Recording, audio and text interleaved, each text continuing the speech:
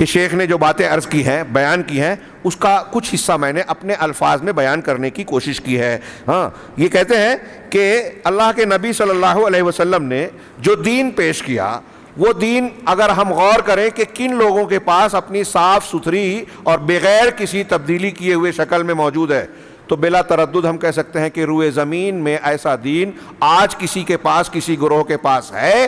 تو جیسا کہ امام احمد بن حنبل نے کہا تھا، جیسا کہ علی ابن مدینی، امام بخاری، امام ترمذی، ابن مبارک اور شیخ ابن باز رحمہ اللہ جیسے لوگ کہتے ہیں کہ یہ روئے زمین پر اہل الحدیث کا طبقہ ہے، جس کے پاس حق ہے اپنی اصلی شکل میں۔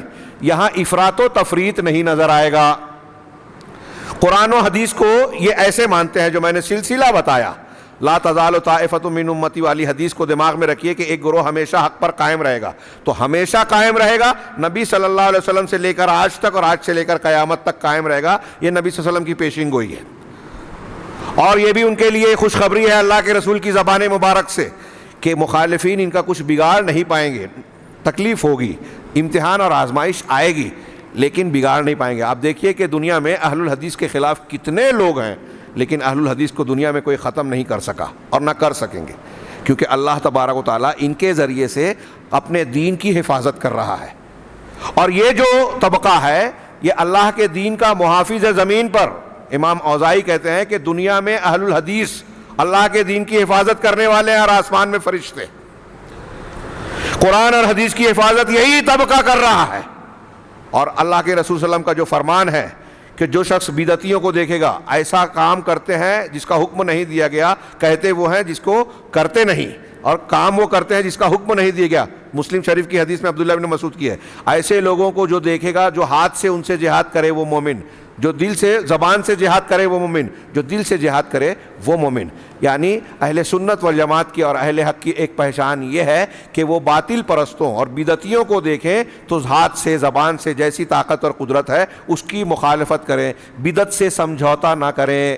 آج آپ دنیا میں دیکھیے روئے زمین پر واحد اہل الحدیث کا طبقہ آپ کو ملے گا کہ روئے زمین پر کہیں بھی اگر شرک پایا جاتا ہو، بدعت اور خرافات پائی جائے، تو صرف اہل حدیث کھل کر اس کا رد کرتے ہیں۔ باقی تحریکی اور دوسرے لوگ ارے ان سب چیزوں میں نہ پڑو، کوئی کہتا ہے فضائل دیکھو، کوئی کہتا ہے کہ یہ دیکھو، کوئی کہتا ہے کہ وہ دیکھو۔ مسلمانوں کو قوت حاصل کرنی ہے، حکومت حاصل کرنی ہے، لہٰذا ان چیزوں کے پیچھے نہ پڑو، اختلافات نہ کرو۔ ان کے اکابرین بڑے بڑے لوگ شرک بدعت سے سمجھوتا کرتے ہیں۔ یہاں انہوں نے بیان کیا ہے کہ سید قطب جو ہے، جو آج کے زمانے میں بہت اثردار اور اس کی بہت موافقت لوگ کرتے ہیں، ان کے یہاں کوئی بدعت، کوئی خرافات، یہاں تک کہ شرک اور وحدت الوجود ایسا نہیں ہے جو ان کے پاس نہ پایا جاتا ہو۔ اور لوگ ہمارے یہاں لوگ ان کو امام، مجدد اور نہ جانے کیا کیا مان رہے ہیں۔ تو قصہ مختصر سمیٹو بات کو، وہ یہ کہ اہل السنہ والجماعت کے عقیدے کے تعلق سے اجمالی بات اگر ہم کہیں کہ ان کا عقیدہ اور اصول کیا ہے، تو بنیادی طور سے یہ کہا جائے گا کہ قرآن و حدیث ہمارے دین کا، اہل حق کے دین کا مصدر ہے، تیسری چیز نہیں۔ اور قرآن حدیث کو وہ کیسے، قرآن و حدیث کو کیسے مانتے ہیں؟ جیسے صحابہ کرام نے مانا۔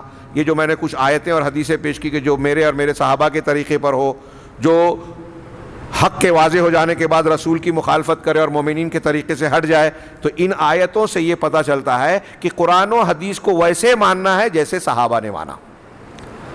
علیکم بسنتی، اللہ کے رسول نے ایک اور حدیث میں بیان کیا نا کہ تم میں سے جو زندہ رہے گا عنقریب بہت سارا اختلاف دیکھے گا۔ تو آپ نے یہ بتایا کہ اختلاف ہوگا، آپ نے یہ بتایا کہ 73 فرقے ہوں گے، لیکن آپ نے یہ نہیں کہا کہ جب فرقے بنیں گے تو تم کسی امام کا دامن تھام لینا، تو صوفی بن جانا، تم جو ہے رافضی بن جانا۔ نہیں، آپ نے کہا علیکم بسنتی، تم پر لازم ہے کہ میری سنت کو پکڑ لو، وسنت الخلفاء الراشدین المہدیین، اور میرے بعد جو ہے خلفائے راشدین، ہدایت یافتہ خلفائے راشدین جو صحابہ کرام کا طریقہ ہوا۔